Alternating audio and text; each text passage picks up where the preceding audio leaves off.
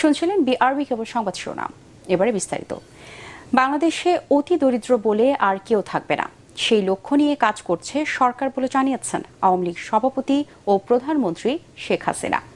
দলের প্রতিষ্ঠা বার্ষিকীর সমাবেশে তিনি বলেন, আওয়ামী লীগ ছেড়ে যাওয়ার অনেক নেতা হারিয়ে গেছে। এ সময় সংগঠনকে সুসংগঠিত করতে নেতাকর্মীদের নির্দেশ দেন দলীয় প্রধান। বিস্তারিত মনিউর রহমানের রিপোর্টে।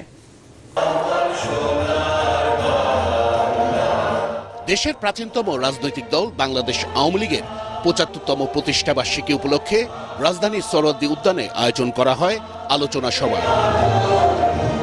দলের সাধারণ সম্পাদক ওবায়দুল কাদেরকে সাথে নিয়ে জাতীয় ও দলীয় পতাকা উত্তোলন করেন দলীয় সভাপতি ও প্রধানমন্ত্রী শেখ হাসিনা।